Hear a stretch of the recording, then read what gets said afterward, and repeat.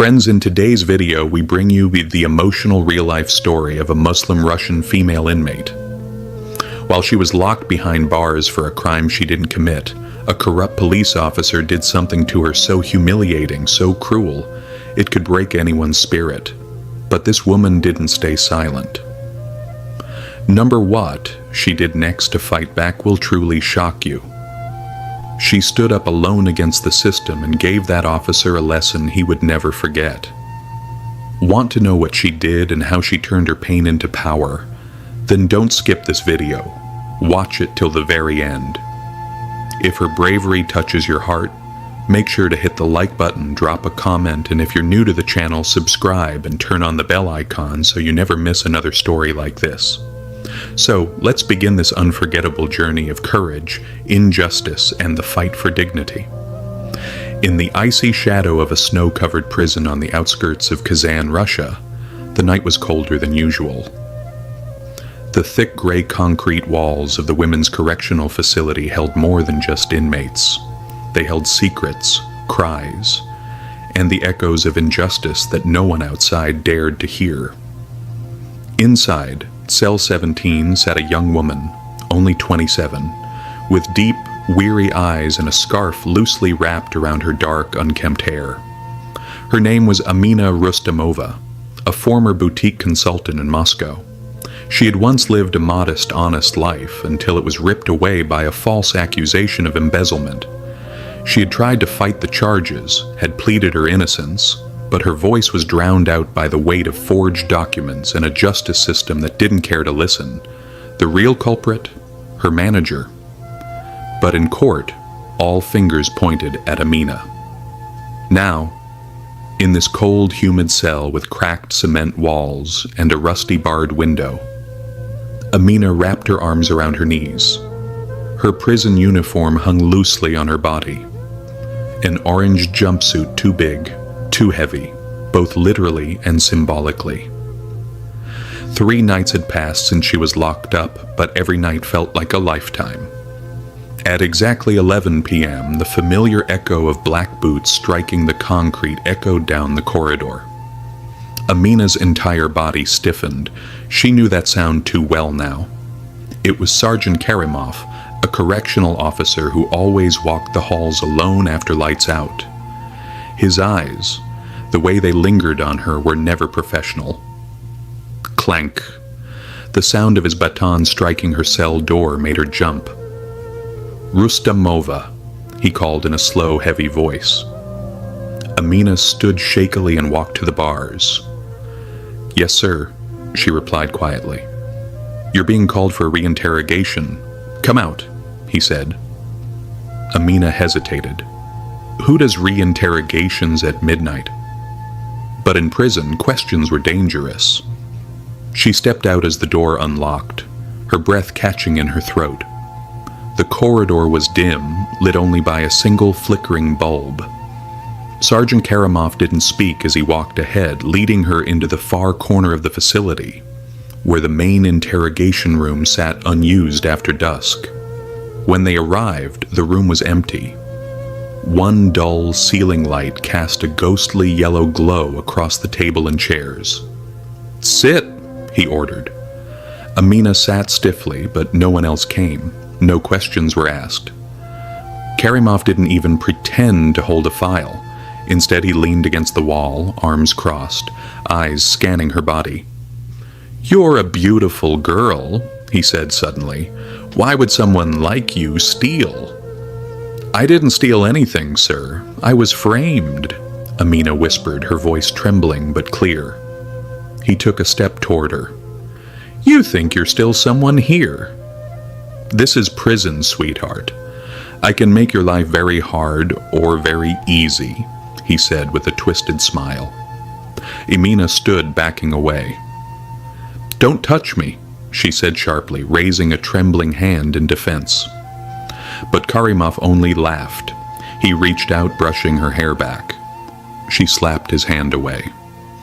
"You will regret that," he hissed, grabbing her arm. Amina whimpered. Just then, clack, clack. Heavy footsteps approached the hallway outside. A voice called out, "Sergeant Karimov, you're needed at the central post. Now." Karimov cursed under his breath and let go of her arm. He stared at her like a wolf interrupted mid-hunt. "Lucky girl," he muttered, shoving her back into the chair before exiting the room. Amina collapsed onto the cold metal, her body trembling uncontrollably. She hadn't been assaulted, not tonight. But she knew now this was only the beginning. The next morning, Amina sat quietly in her cell, pale and hollow-eyed. A new inmate, a middle-aged woman named Maria, had been placed in the neighboring cell. Maria was observant and strong-willed.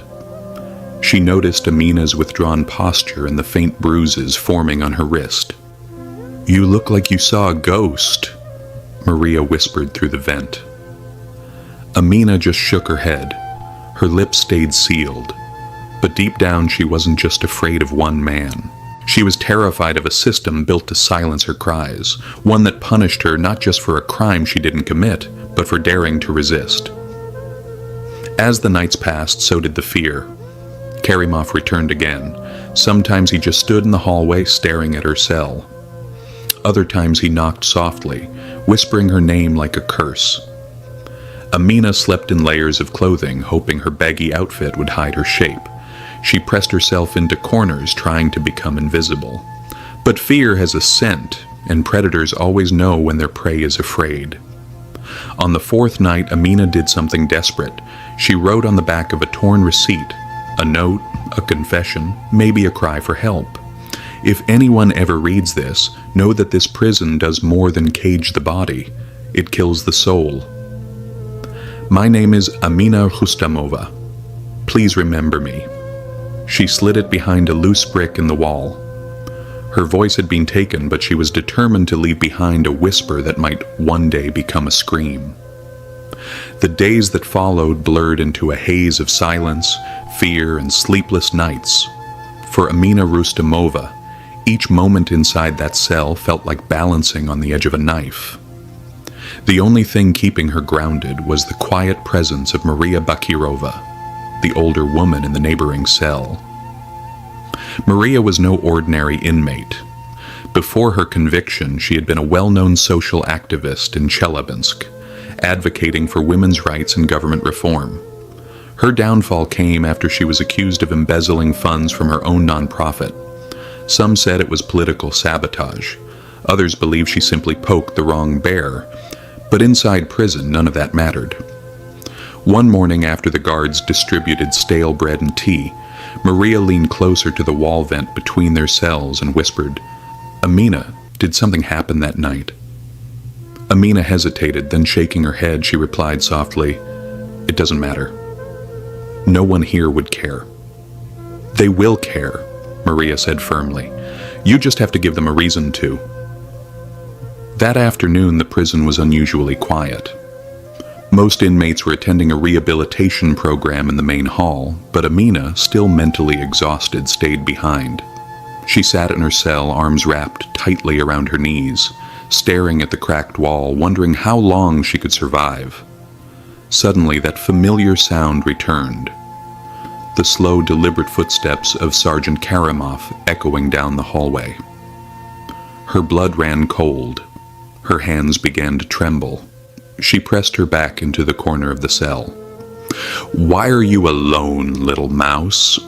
Karimov said, his face peeking between the bars.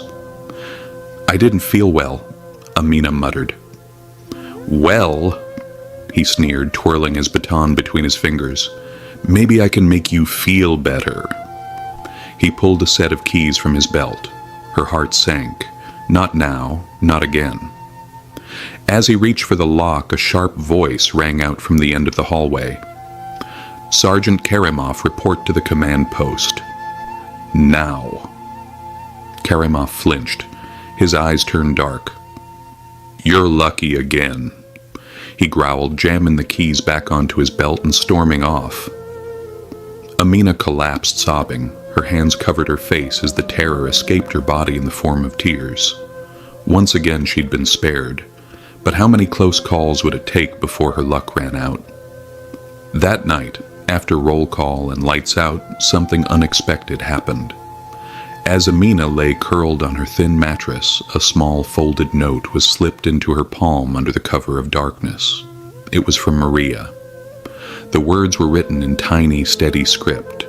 "I have a plan, but you'll need to be strong. We need proof. I will help you."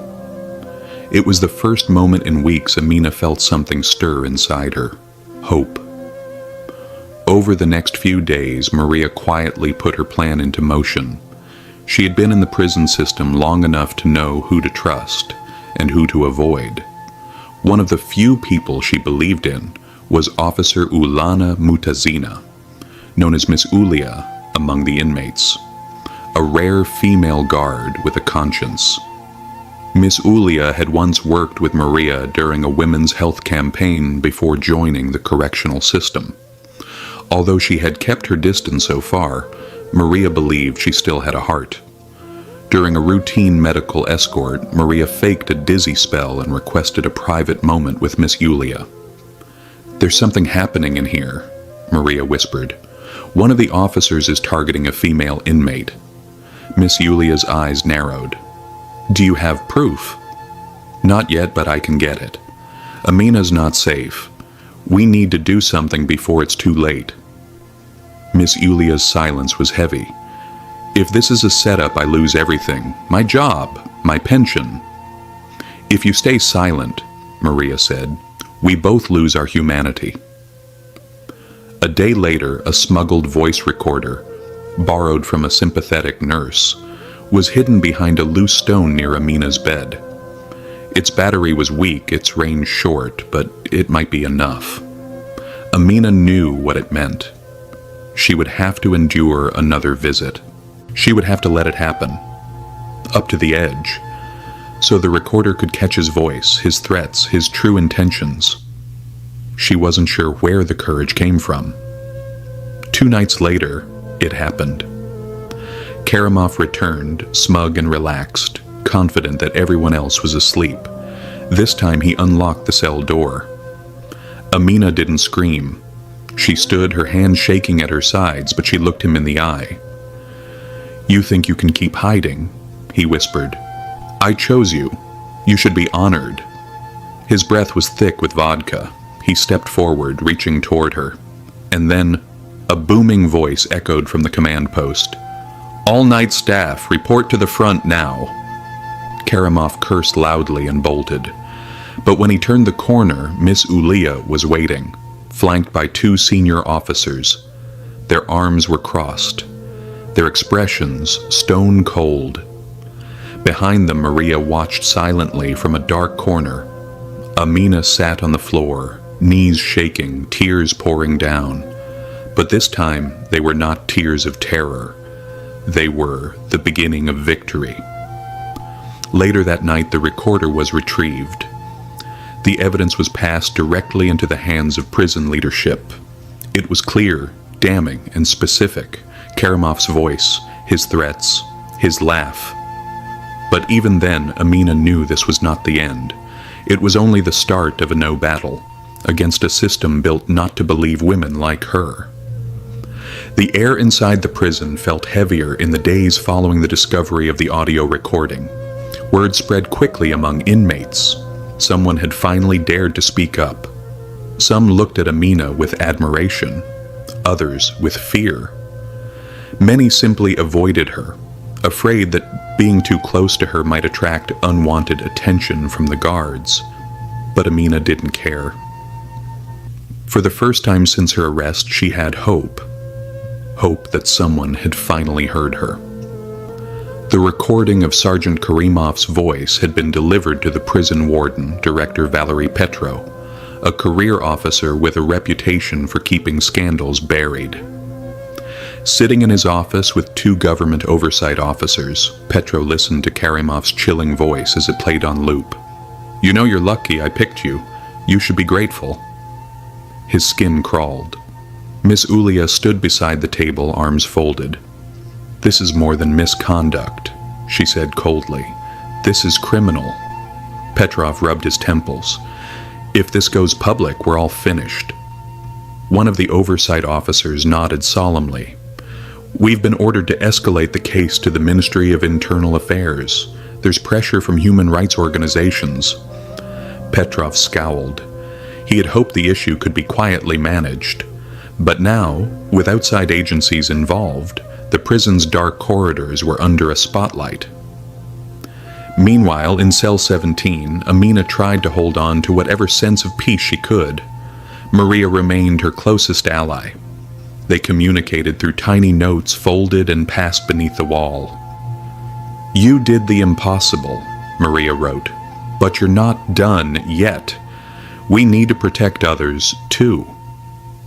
Soon Amina found herself summoned, not by a warden or a guard, but by a government-appointed investigator, Agent Daria Nazirova, a quiet, observant woman from the National Committee for Women's Protection. Daria wore no uniform. Her approach was calm, almost motherly. They met in a private room in the infirmary. "Amina," Daria said softly, "I'm not here to interrogate you. I'm here to listen." Amina sat silently for several moments, then looked into Daria's eyes. "No one ever listened before," she said bitterly. "Why now?" "Because what happened to you is happening to others. You're not alone." Amina blinked back tears, and then she began to talk. She told Daria about her arrest, her false accusation, the way she was led into that dark interrogation room, Karimov's voice, his hands, the fear that gnawed at her night after night. "I stopped feeling human in here," she whispered. "I stopped believing justice existed." Daria placed a gentle hand on Amina's. "Justice doesn't happen on its own. It begins with people like you." Back in the general population, retaliation began to brew. Some guards loyal to Karimov grew cold and aggressive toward Amina. Her food was delivered late or rotten. Her privileges were quietly revoked. Whispers followed her in the halls. "You should have kept your mouth shut," one officer hissed. But Amina was no longer the same woman who had trembled in that dark cell weeks ago. She stood taller now, even when afraid. Maria kept close watch, and so did Miss Yulia, who now began secretly gathering testimonies from other inmates. And then something changed. Another prisoner came forward. Lilia, a soft-spoken woman incarcerated on drug charges. She'd once been treated strangely well. Better food, easier duties. Everyone thought she had family in the system. But now she came forward shaken and teary-eyed, revealing that she too had been harassed by Sergeant Karimov for months. "I stayed silent because I thought I deserved it," she admitted to Daria. "But when I saw what Amina did, I knew I couldn't stay quiet anymore." Soon, 2 more testimonies arrived. Women from different blocks. Similar stories. A pattern had emerged. A predator had been allowed to operate freely, and the system had enabled him. Faced with mounting evidence, the ministry had no choice but to act.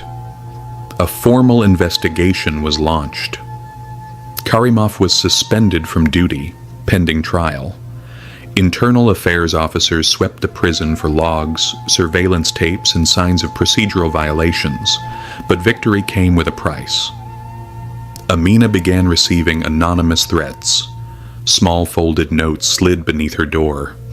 "Watch your back, traitor. You'll regret this." And then one night, a rock was thrown through the window of the legal office representing her outside.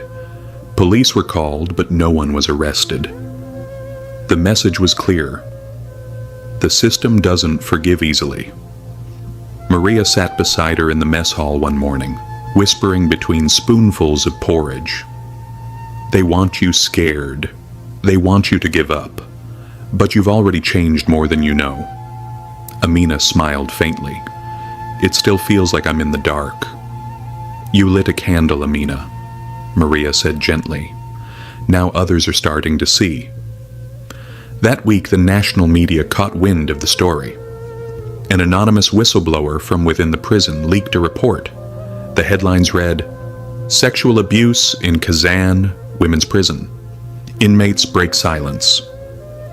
Amina's name was not released, but her story was. Her voice, once silenced by steel doors and threats, had broken free, and it was just beginning to echo. Snow began falling softly outside the tall walls of Kazan, women's correctional facility. The frost that covered the prison's iron gates mirrored the chill that still lived deep in Amina Rustamova's bones. But something had changed. Inside the walls there was movement. Whispers had turned into conversations. Shame had turned into courage. Amina now walked the halls of the prison with quiet resolve. She still wore the same orange uniform. Her bed was still hard. Her nights were still restless. But her soul had begun to thaw. The ministry had officially suspended Sergeant Karamov, and his case had been escalated to the National Prosecutor's Office. He would stand trial for abuse of power, misconduct, and sexual coercion. But Amina knew better than to celebrate too soon. The system was slow, and often cruel. One afternoon she was called to the warden's office, but this time it wasn't Petrov, the man who once tried to bury her voice. He was gone. In his place sat Director Isef Aliv, a younger, reform-minded administrator brought in after pressure from national human rights groups. He wore a plain gray suit and glasses, no medals, no intimidation. "Amina Rustamova," he said kindly. "Please sit." Amina lowered herself onto the chair. Tense, but composed. "I've read your file and I've read the testimonies," Director Olive said. "I want you to know that your courage has not gone unnoticed, and that changes, real changes, are coming to this facility." Amina gave a slight nod, still unsure whether to trust his words. "Also," he continued, sliding a document across the table, "your sentence has been reviewed. Due to your cooperation with the investigation and your good conduct, you are now eligible for early release under the Restorative Justice Program. You'll be a free woman within 2 weeks." Amina froze. "What?" "You're going home, Miss Rustamova." Her hands flew to her mouth as tears streamed down her cheeks. She had fought so long, cried, in silence, written her truth on scraps of paper. But now, she was going home. Not just as an ex-inmate, but as someone who had stood up and changed the world around her. News of her release spread quickly among the inmates. That night, her entire cell block remained awake. Many didn't say anything. They just nodded softly, respectfully. Maria hugged her tightly. "You didn't just survive, Amina. You lit a fire." When the day of her release finally came, Amina stepped into the snow-covered yard. She wore her civilian coat, one size too small, handed back to her at discharge. Waiting for her was a woman in a thick headscarf, cheeks red from the cold. It was her mother, crying and smiling all at once. They embraced without words, just warmth, just years of pain melting away in a single trembling hug. But freedom was not easy. The outside world was loud, skeptical, fast. There were whispers from neighbors. There were stares in grocery stores. There were judgmental relatives who spoke her name like a stain.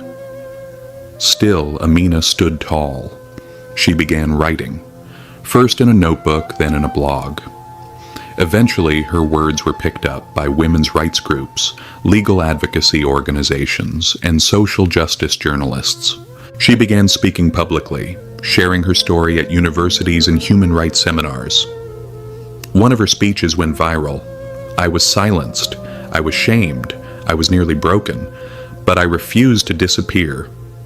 I speak not just for myself, but for every woman who was told her pain didn't matter because she wore a prison uniform." Requests for interviews poured in. Amina refused the glamour. She focused on impact.